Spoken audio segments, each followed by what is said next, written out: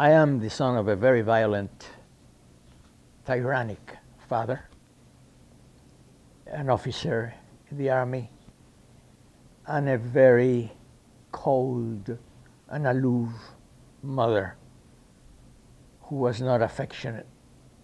So it was not, my mother was not a person that I could go to find refuge. So because she didn't want to be touched.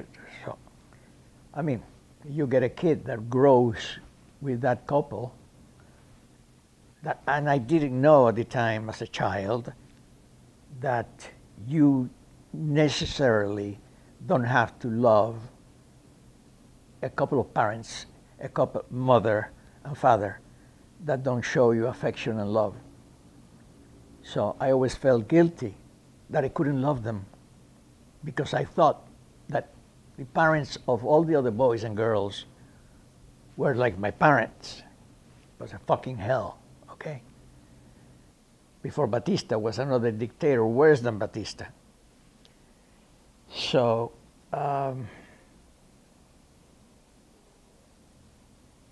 so when Batista put him in jail, my father tried to commit suicide with a ice pick.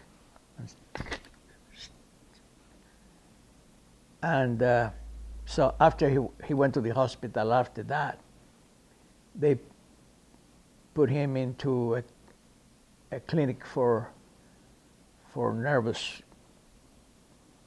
problems. And he stayed there for 5 years. But I was born 6 months before. I born 3/3/33. And my father was sent to jail the 12th of August of 1933, so I was 6 years old, no? And, but when I was about 4, they started taking me to visit him in the clinic. I didn't know who he was. So my mother said, always give a kiss to Papi. And I saw this man came out of a bungalow with dark glasses. And she said, give a kiss to Papi. So I gave a kiss to this unknown person that I didn't know. So, and my mother told the governors to take me to see the monkeys and the papagalli, you know. And probably putting together the monkeys and the papagalli, one moves a lot and the other one talks a lot. Probably unconsciously, I became an actor, part papagallo and part monkey. When when my father was discharged from the clinic, my aunt gave him her casa de campaña, her farm, to start a life of a civilian person. And all the friends and family gave him a couple of each animal, like a hen and a rooster, and a male and female of many things, like pigs and horses and whatever. And he collected some money and bought a little Ford of 1938, you know, the Ford, those little cars that look like the Donald Duck. He got it at a very good price, so the windows were not there. And in the back, it was like a little balcony that my little sister and I loved to sit in as kids. We were little. And to go from the farm to the city to visit our grandparents, our cousins, and etc. And I remember one day, a very vivid memory that I have of Cuba is the smell of the earth after raining, because it started pouring rain and we were soaking wet. My sister, who was very chubby, had a big, how do you say, lasso? I don't know how you call it. A bow. That's it. Okay. So the bow with the rain just fell down, and she had the legs of the bow hanging in her face, and she started crying and screaming because she wanted to look pretty. And mommy, mommy, my bow, my bow. Blah, blah, blah. So anyway, it was tragic, tragic. Coming from that farm. By the way, in that little fort, I always went with my father to look for the rest of the food of the rest of the family and friends. So we had to I went down with him to get all this monetza, all this rest of rotten food, and put it in the little car to go to the farm to feed the pigs. And we were smelling, and so I was a child, and that was, my father made me wake up at 4 in the morning, and you know, he was like, if I was the army of one little soldier. So, and he just wanted me to be like a soldier. And I was 4, so. Anyway, when I was 6, it was time to go to school. And I went to the Salesian, La Salle, the Salesian Brothers Catholic school. And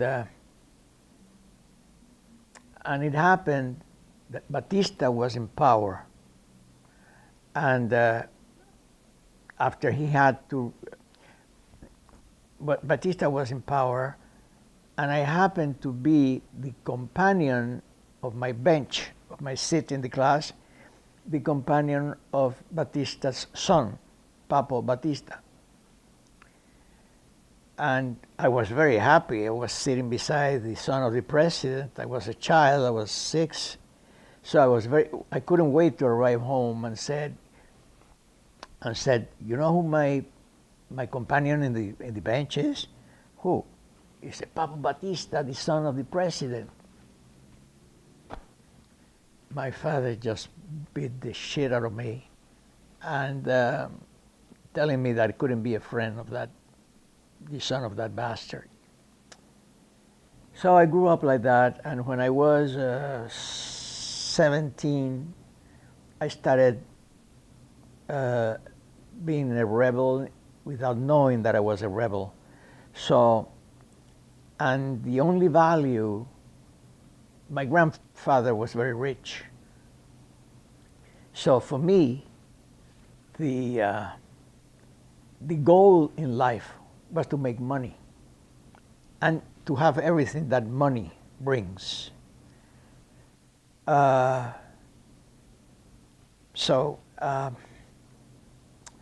decided, I went to the movies once and I saw East of Eden with James Dean, a movie directed by Elia Kazan, and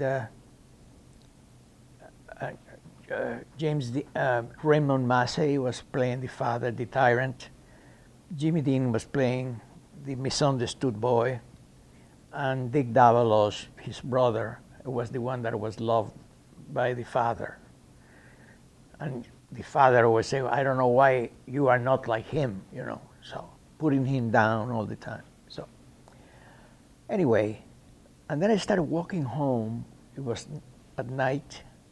I was like 19 at the time. And I started thinking of the movie that I just saw, of the character that Jimmy did. And his name was Caleb. And I thought, how strange, because Caleb is like Cain. And the good brother was, you know, like Cain and Abel, the bad and the good. So the boy decided, the character, Jimmy's character, decided to, hiding from his father, to plant beans. And it was the war. And the price of the beans went very high. When it was the time to make the collection of the beans and sell it, he made a lot of money. And in a paper bag, he just filled it up with bills and went to offer it to his father. The father, instead of saying, thank you, accused the character, Jimmy's character, Caleb, to have stolen the money. So, and said, you punish him again, give that money to whoever belongs to. So I said, oh, fuck. But in me, it was like a click. And I identify with that character that Jimmy played. And then while I was walking home, I thought, why can't I do that to become an actor? Because I never thought of being an actor. So what did I do? I started reading everything that James Dean did to become an actor. Then for the first time, I read that existed a place called the Actors Studio, where Jimmy studied, where Marlon Brando studied, where Montgomery Clift studied. The best actors alive in America were members of the Actors Studio.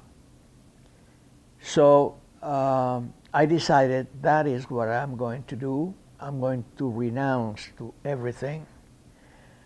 I left Cuba the 5th of January, 1956. And Fidel Castro was already preparing his revolution to change the status quo in Cuba. And in a certain sense, I left because I wanted to do my own revolution, not as the grandson of a millionaire, but as a poor bastard. So, but that was the advice that a very rich aunt of mine gave me, because she was the only person I told that I wanted to be an actor. I have the fame of being a rebel, crazy, terrible guy. Anyway, not terrible, pathetic in a certain sense. I have all the reasons in the world to be that. So I went to see this aunt of mine, an intellectual lady, very rich, and I knew she was going to understand me. And I said, Carmita, I'm coming to you. You're the only person I'm going to say that I want to become an actor. So she said, I believe you. I believe you. You're crazy enough to select being an actor. But anyway, if you really want it, I will help you with the ticket, just one-way ticket, because you say you are going already to the American embassy to do your papers and things. So, but, she said, what character are you going to play? The playboy that gets up at 12 in the afternoon, goes to the country club, to the yacht club, takes the bath till 2. At 2, you had lunch at the club. Then you change your clothing at the club to go to the bar and start getting drinks, to pick up the nicest girl that you can get out with a group of people, and then go to a restaurant, then to go from the restaurant to a nightclub, then from the nightclub to leave your girlfriend, the girls at home, and then you go to whorehouses, and then to have breakfast in another restaurant, then to sleep and get up at the next day, and like that. She said, my son, hijo mío, but what a boring movie. So do you know, if you want to do this business, you have to know what a poor man has to do to bring bread to the table and feed his children. And if you're going to do this, I'm going to pay you the trip to America, but you're going to start and you're going to learn. I'm not going to pay you your living expenses. You will pay that, cleaning the floor, wiping the asses of sick people at the hospital, so, and doing everything that a common man does to feed his family. And I was shocked because I never thought, it sounds terrible, but I never thought of poor people because I have never met, I never knew what to be poor was. And I was a privileged jerk. So she helped me. On the 5th of January 1956, I took a plane and came to Miami. Here in Miami, and she paid me the English lessons at the University of Miami. That thing she did pay. And I kept reading about what you have to do to Jimmy's life and other actors, Marlon Brando, what did they do to become actors? And they came out always this actor studio. There was a place that you just pay with talent, because from 3,000 auditions from auditioners that did try to become members, they took 1, 2, or maximum 3.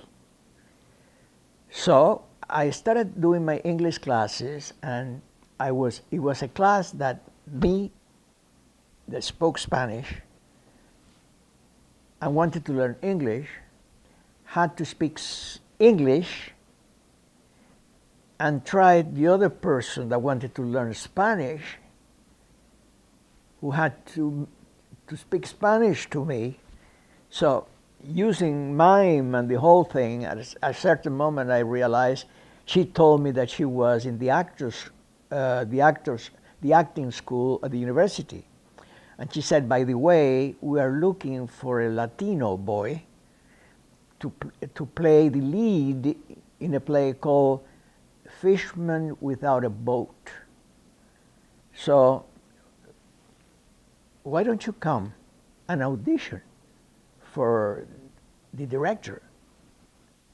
And I said, well, and there were other people there. And I said, well, the reason I came to America is because I want to go to the actor studio.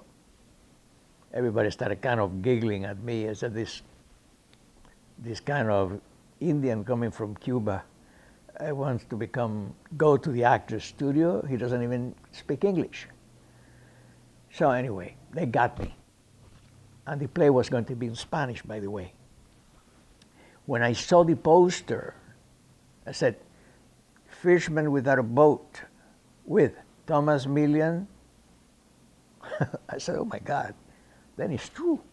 I mean, I am in a fucking poster. So I decided, so you know what? I am losing time here. I'm not going to even do the play. I'm going to get the little money that I have, get a Greyhound bus, and go to New York, and go to this famous actor studio to see what I have to do to get in there. And I did. And I left them. I don't know what happened, because I just, the boat didn't have the fisherman, because the fisherman was already in a bus. Anyway, going away. So the first thing I did was to leave my bag in a place that I had the address of some Puerto Rican people to rent a room. They gave me the room. I paid in advance. And the first thing I did was go to the actor studio. But I was very emotional, and I was terrified of getting in. I said, maybe I'm going to see Marlon Brando and Elia Kazan, So anyway, and I sat in a brownstone stairs right across the street to look at the actor studio, dreaming about really seeing Marlon Brando coming out. I said, oh, hi, Tomas. Hi, Marlon. How are you? Oh, Mr. Kazan. Yeah. Daydreaming. So I got the courage, went to the door, opened the door. It was full of people, famous actors and ta ta ta. And I went to a table where there was a blonde lady there. And I said, what do I have to do to study here? And she said, first of all, learn English and speak English. You don't speak English enough to be a member of the Actors Studio. And then we really, this is not a school. So this is like a laboratory where famous and already known actors and actresses come to try to do things that they are weak in. So it's like a laboratory. So you pay with talent here. You don't have to pay money. So that's why we are so picky. In other words, I left very depressed. And I had to find a job. And I got a job as an elevator operator in the Presbyterian Hospital of New York. And they gave me my uniform. It was a gray pair of pants, twice my size, you know. And a tight little jacket belonging to somebody very thin. So I inherited the uniform. The little bow tie and a kind of a general hat. My father would have been very proud to see me dressed like that, even if I looked like a fucking clown, but it was a very military clown. So I did that job, and when I was standing beside the door, waiting for the people that I was supposed to take off and down, I was thinking about, and I was seeing myself in the mirror in the wall across the hall. And I just looked so ridiculous, and I said, my God, I am completely crazy. I mean, look where I am, and I left a life of privileges, etc. So I said, you know what I'm going to do? I'm going to join the Navy, because as I came as a resident, I was supposed to go to the Army to serve in the Army. So, but I thought that I was going to go with a bunch of Latinos, so I was not going to learn English. So I will use those years to learn English as if I am going to English school. So I applied for citizenship to be able to get into the Navy, because in the Army you could not apply for citizenship, but in the Navy, yes. So they sent me to Bainbridge, Maryland, and I started doing boot camp there. I mean, I realized, I said, but let's take it easy and think I'm doing a movie. This is like a movie, you know. I am in a barrack with all my, fellow sailors. They're all Americans. I am a Latino.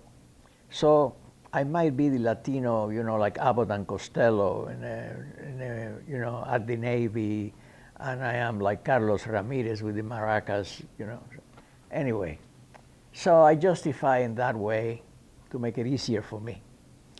And they thought I was very funny.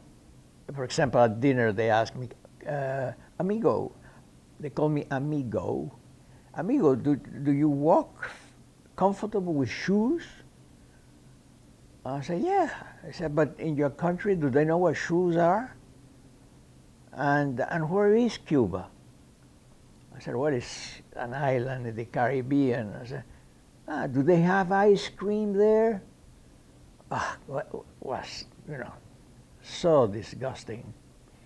Anyway, one day I got sick with kidney stones, and I lost my company. So when I left the hospital, all my friends, the company that I was in, graduated, and I still had to go in a different company with different people. I said, no, I'm in Navy. I forget about Navy number 2 because too much for me. So I have to do something to get the fuck out of here. So what I did was I started doing exercises at 3 in the morning, getting up from the barrack, going out, and taking my shirt off and doing push-ups in the snow so I could get a cold. After I got the cold, I wouldn't say anything, and I would continue to exercise and run with the company till I got a level of fever that if I was going to try my first acting scene, but I had to arrive to the level of fever that I wouldn't give a shit if they found out that I was, playing a part. So I did that. I had 103 of fever, and I finally said it. They took me to the hospital. They gave me a cold shower so the fever could go down. And when the sergeant was bringing me a tray with a tea, hot tea, and some aspirin, I suppose, for the fever to go down, I said, now this is the moment. I'm going to play crazy. So I, hit the tray, and the whole cup and the whole thing went on top of the sergeant. And it's just a crazy guy could have done this. So I said, I need an analyst. I need an analyst. And tonight I want to be, I need a nurse and I described my mother with black hair and blue eyes. And because I have many things to confess to her. They took the nurse with black hair and blue eyes, and I took her hand, and I started playing that she was my mother. I said, Mommy, I just want to confess something to you. I hate uniforms, and if they keep me here in this place, I'm going to kill myself, like my father did. And then I could send, like that, I could send her $10,000 of insurance. At least I do something for her. And anyway, when the fever went down, as I said, I need to talk to a doctor, to an analyst, because if I stay here, I'm going to kill myself, I said. So they decided to put me in a ward under observation. And they did everything they could to provoke me, to see how I was going to react. And I knew they were provoking me. And when I said, I'm thirsty, I need some water, one guard said to the other guy, oh, the wise guy is thirsty. Mm-hmm. I said, listen, if you ask for water again, we're going to put you in isolation at the dungeon down here. So I just played cool. After 15 days, they got the captain, the general, the whatever, to decide what was my situation. If I could stay in the Navy or send me away with a medical discharge. So I said, after 15 days, they say, Tomas, we have studied your case. You're perfectly able to be in the United States Navy, but nobody obliges you. What do you prefer? To serve the United States of America and the United States Army, or be a free citizen? I say, I'm sorry, but I want to be a free citizen. Cut. Good luck. Y me fui. Went back to New York. Then I said, this is the time I'm going to apply for the Actors Studio. I apply. When I left the Actors Studio that night, I saw, they're not going to get me. Imagine a Cuban with an accent, blah, blah, blah, blah, blah, blah. Forget it. 2 days later, I got a postcard saying that I passed the preliminary exam. And the next day, they called me from the Actors Studio. Martha was her name, and she called me Tommy in a friendly way. Tommy, I am Elia Kazan's secretary. I have a very good Christmas present for you. You have been accepted to the Actors Studio, and the first class will be the 8th of January, 1958. Congratulations. One day, I got a call from an agent in New York. Her name was Jane Daisy. That people in the studio have spoken to her of how good this Cuban boy was at the Actors Studio. And in the meantime, I was doing a play off Broadway that a one-act play, a writer wrote for me. And she went to see me. I didn't know, but I knew after when she called me. I went to her office, and when I sat there, I saw a silver frame,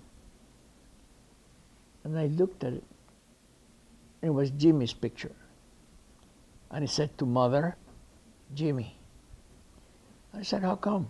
He said, well, he was my client and friend. And I happened to be there, so it was really very kind of magical thing.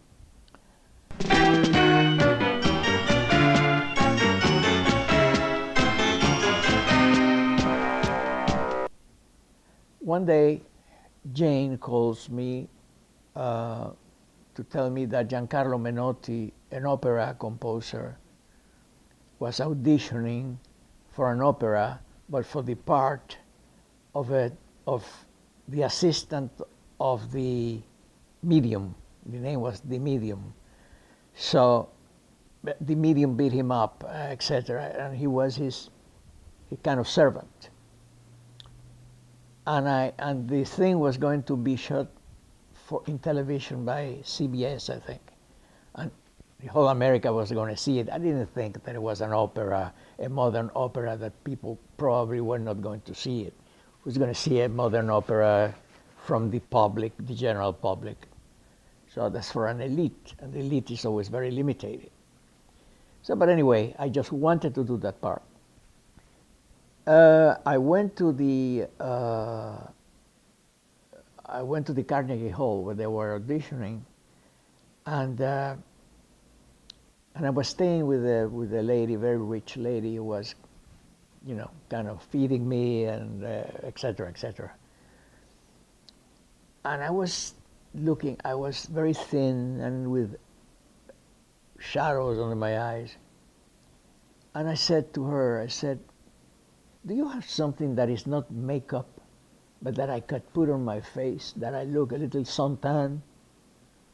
Oh, yeah. She said, oh yeah, I have this liquid called Tan in a Minute by Helen Rubinstein.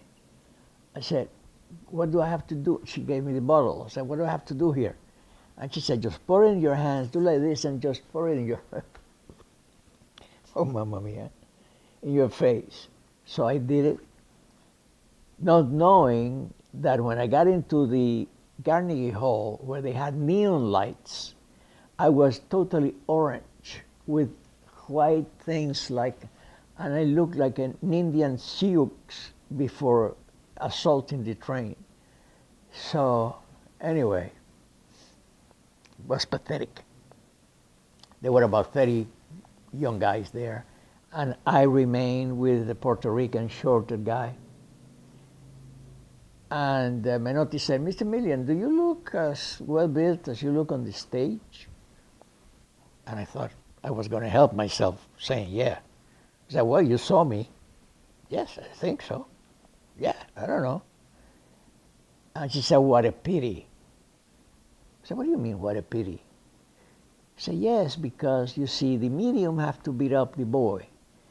And if the boy is strong as you are and tall as you are, the medium just punched the boy, and that's the end of the opera.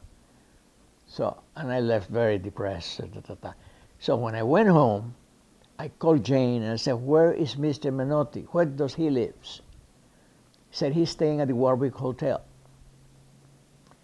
What is the phone number? Well, look so found the number, call, and I hear, hello? I said, Mr. Menotti, please. He said, speaking. I said, Mr. Menotti, my name is Tomas Milian. I am the actor of the Actor Studio that auditioned. Yeah, I know. I said, Mr. Menotti, please give me the part. I'm going to play the best Toby you have ever heard. No, not heard, because he was deaf and dumb. So, that you have ever seen. So, selling myself. So he said, oh, but what a pity, because I gave the part to the shorter boy. And he said, well, but I have an idea. What are you doing tonight at 7:30? I said, I'm free. So I said, okay, I wait for you at 7:30. I told Marcia, the girl, I said, I'm seeing Giancarlo Menotti at 7:30 tonight at his hotel. Probably he's going to give me a part. So anyway, I arrived there, and I see kind of there was Leonard Bernstein sitting there. It was Samuel Barber, the author of Concerto for Violin, beautiful piece, and a countess from Rome. And I was like in the middle. They didn't tell me to sit down. I was standing there like in the pista of a circus, of this very aristocratic, artistic circus. And Menotti, who had noticed that I had washed my face at the meantime. So then he said in front of everybody, he said, dear boy, you are a very good-looking young man, but why do you need to put makeup on? God, I felt my ears. I felt that I became red as a semaphore, as a red light. And I said, you know why? Because I was trying, well, I said, forget about it. I get out and slammed the door. I went to the elevator, and I heard, psst. I looked at it. I said, what should I do? Should I go back or have dignity? I said, what the fuck dignity? You don't have to have dignity to become an actor. So I went back. He said goodbye to everybody. They was kind of giggling. I got in. He made me sit in the sofa. He sat beside me in the sofa. And he said, oh, I said, but what's the problem with you, dear boy? First you insult me, and then I felt he was really human. And I started crying, sobbing like a jerk. I said, well, I don't understand you. First you offend me, now you cry. I said, what's wrong? So I said, no, because I don't want people to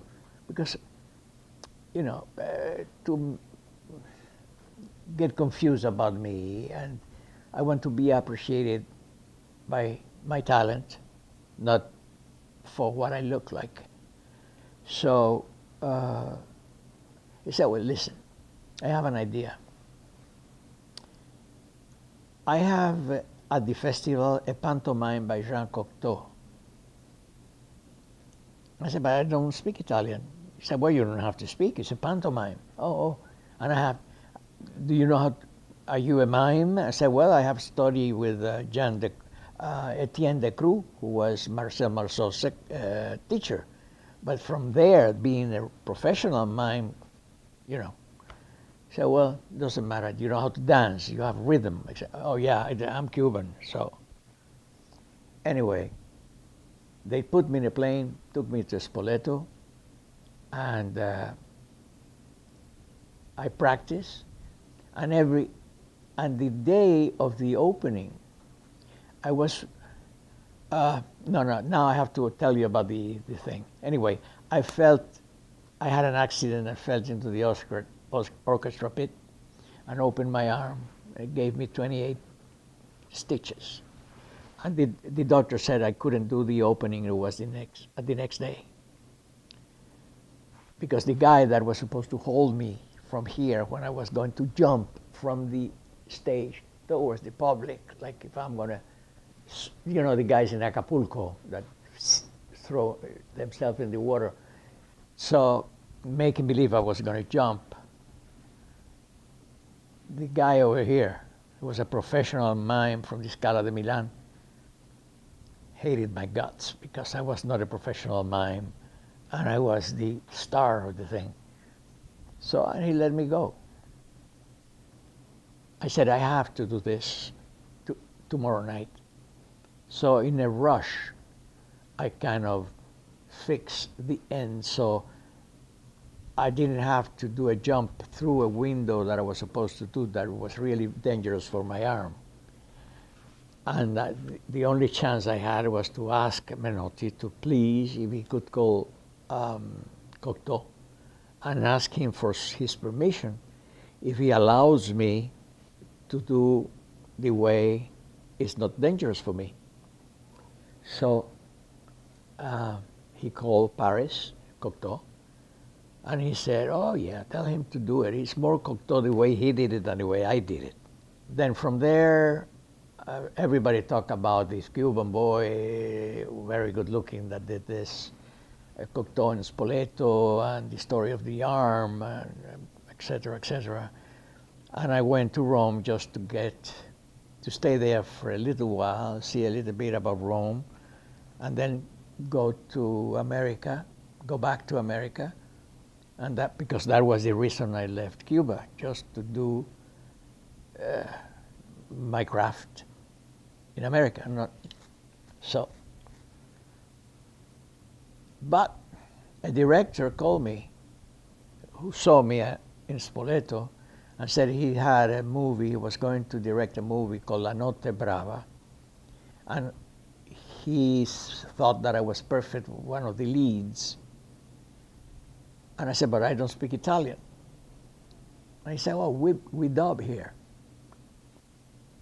And that sounded not nice for me.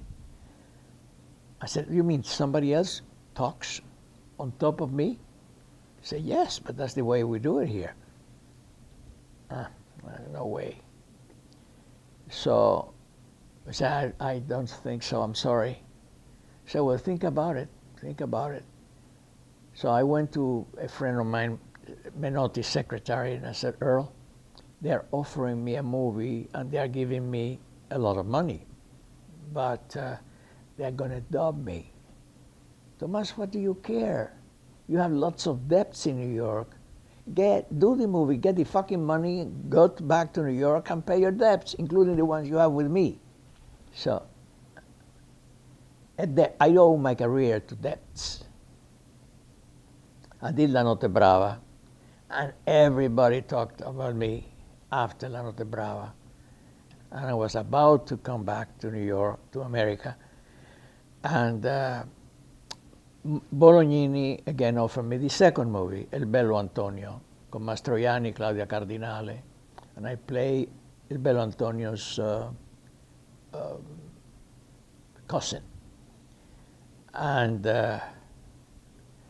Bolognini thought that to put glasses on me so I wouldn't look bello like the Bello Antonio that was Mastroianni. So he put glasses on me because in those days having glasses meant to be ugly. I don't know. So, but everybody noticed me again in a different type of part. And I was about to go, but Claudia Cardinale told me in Sicily where we were shooting that there was a producer in Rome that wanted to sign me for a 5-year contract. I said, no, I can't because I have to go back to America to do my... So, but the producer, Cristaldi, spoke with an agent. The agent called me, told me how much they were going to give me. It was a lot of money for the first year, more money the second year, even more the third year, like that. It was really a lot at the 5th year. So, and I couldn't say no to that. But I knew that was going to change my destiny, that my life was going to change radically. But I said, no, but when it's time, I go back. In the meantime, at the building that I was living, I met Rita, my wife. We married. She gave me a son. The contract ended, and then I was on my own. And the Western movies, with Cristaldi, in that contract, I did lots of intellectual movies. And I became known as an intellectual actor, very good, but intellectual actor. I did a movie with Visconti, Boccaccio 70, and with the top directors in Italy. So after that, the Westerns were in fashion. And I said, I have to do a Western because I want to arrive to the common people. And I remember my aunt when she said, the common man, that I had to have the experiences of a common man. And that was a way, the character was a bandit. Those bandits in the Western, it was a Spanish-Italian co-production. Those bandits in the Western that served the bounty killer to shoot him like a rabbit. So I played this bastard, a mean guy. The movie was very successful. And that meant that they asked me to do the big gun down, La Resa de Conte, with Lee Van Cleef. But let me tell you something about the Westerns in America. I know that many directors and producers, American producers and American directors, went to Italy to really find out why the Westerns that they call, in a very kind of, to put the Italian Westerns down, they call it spaghetti Westerns. I mean, come on, give me a break. I mean, and Sam Peckinpah and all those American directors, when they saw the Italian Westerns, that they used a lot of violence, actual violence, they started doing it here. So they learned from the Italians how to do a new type of Westerns. Well, I mean, we noticed, first of all, that the Westerns were finishing. So, and that we have to find something to substitute them. And one of the first, it was done by me. As a matter of fact, I said the only difference in between the Polizieski and Westerns is the electric light, and the motorcycle substituting the horses, and the cars substituting the stagecoaches. Then came Monnezza. Monnezza started in a movie called El Truci dello Sbirro. He was a thief. But I had, as it was with Lenzi, and Lenzi gave me a lot of space, I first invented the character. And I wanted him to be kind of nice looking, but not looking in a beautiful kind of good looking way, no. Agreeable physique. So I make him rounder, because let's say compare it to like a spoon, because a spoon is always nicer than a knife. And I started with my head, with the wig and thing, so become a rounder thing. Then the movie was very successful, and I started using four-letter words, making, making rhyme. Culo with mulo, leña with freña, terrible words in Spanish. So, and that way of talking, and people loved it. loved it. So, and he became a very famous character in Italy. The young people, when it was like in the stadium when to see a soccer or something, when they heard me saying those terrible things, they just started screaming like in the stadium, really. When you make in soccer, you make goal. Well, anyway, Monnezza. So we did about 4 or 5 movies with Monnezza Thief. Then I went to New York to rest, and I went to see Serpico. Well, I see Serpico, this policeman, cool, with long hair and the beard and little funny hats and stuff. I said, oh shit, I would love to do that in Italy. But he already did it, Pacino already did it. How can I do it with dignity? I mean, I don't like to imitate anybody. When I went back to Italy, the producer and Bruno Corbucci, the director, came to my house, and writer, he was a writer too, to offer me, and the way they were to convince me to do it, he said, we like to do with you a movie like Serpico. So I said to them, no. If I do a movie the way you want to do a movie, I know what you mean. I said, let's do it in the sense that Monnezza goes to the movies and sees Serpico as I did see Serpico in New York. And as he is tired of being a thief, and he has a girlfriend, he thought, God, I mean, this is it before facts. This is what went into my mind. I said, I have to stop stealing. I have to get married, have a family, but I have to have a salary a month. What can I do? I can become a policeman. So I go to the police and offer myself in the police academy. And I go out, and then I will put my expertise, what I know, how the thieves work, etc., to use it as a policeman to be able to get them.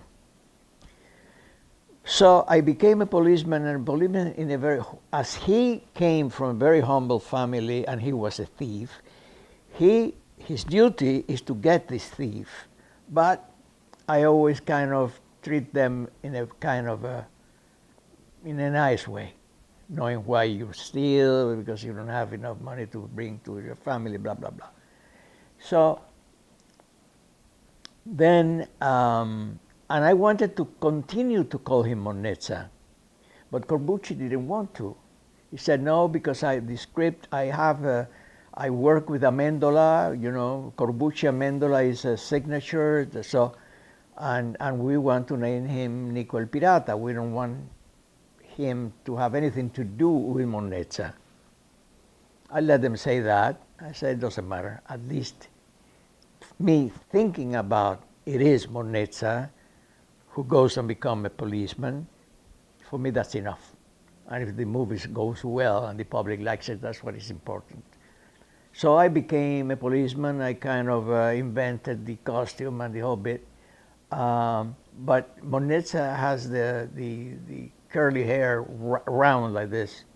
So I made him cooler in the sense Monnezza went to the hair thing and just pull and make it longer as he appears, Tony Marroni, as they call him in Germany.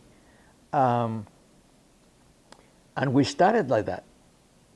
But I said, I want a poster of Al Pacino in my bedroom, a little mouse that I have in a little cage called Serpico, little Serpico.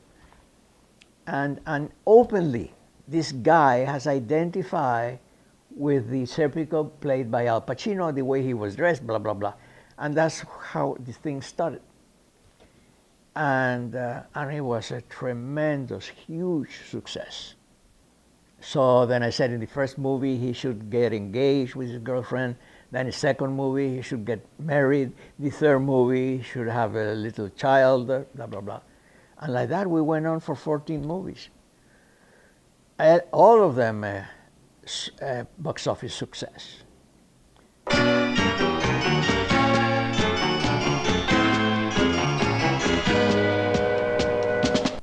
Then I decided that's it. That's it. My staying in Italy for 40 years stops right here. And when I left Cuba, I wanted to make it in America. So I said, I will go to America and we start all over again. So I came back at 50 years old to America, and I started with my pictures under my arm with the help of William Morris, I mean, you know, the best agents in the world. But they didn't a fucking thing for me. I mean, I did it for them. So, it was very, very painful, to tell you the truth, to become an unknown. And I remember once, this is something that happened.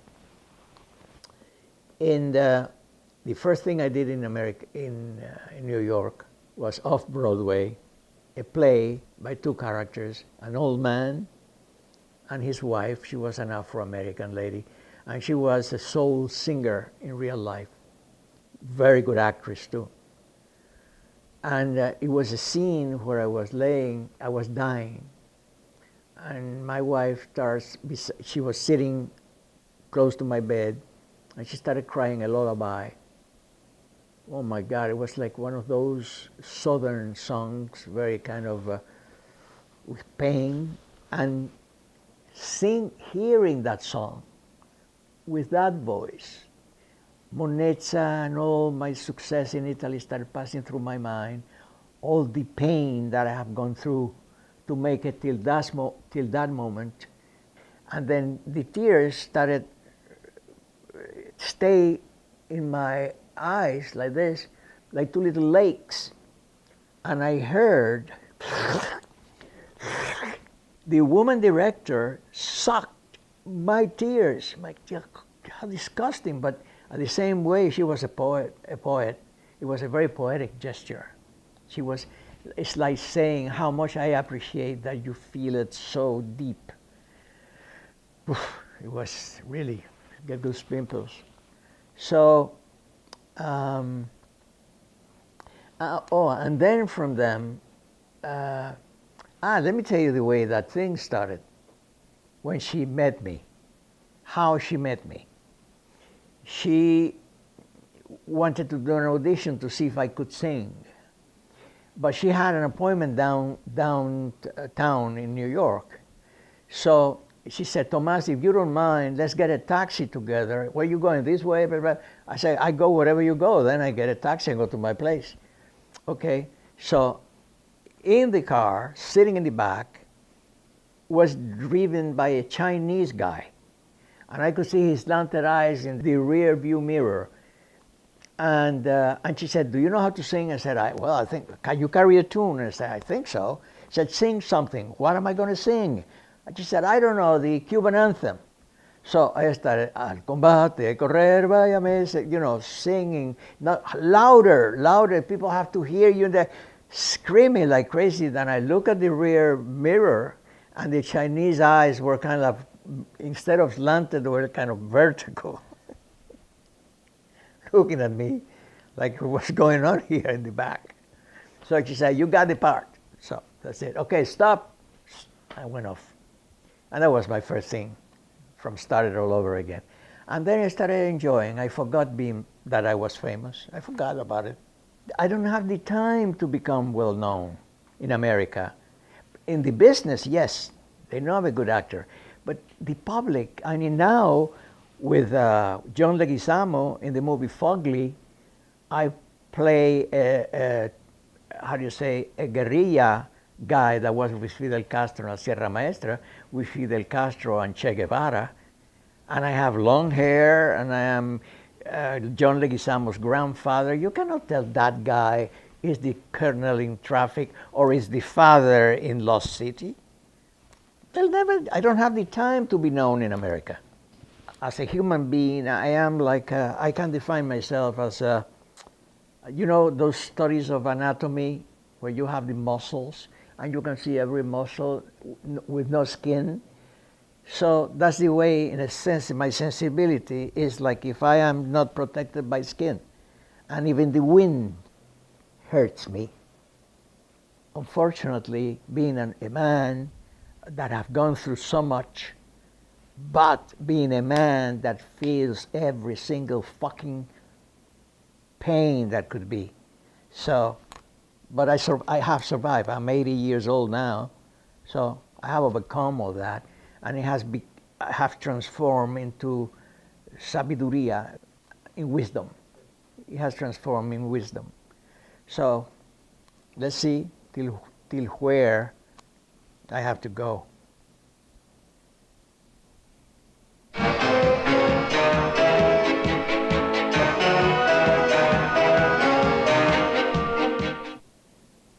I'm very grateful for this admiration. Unfortunately, I cannot see you, so it's like I'm thinking a mass, like a huge heart that is there beating for me, and that keeps my heart beating for you.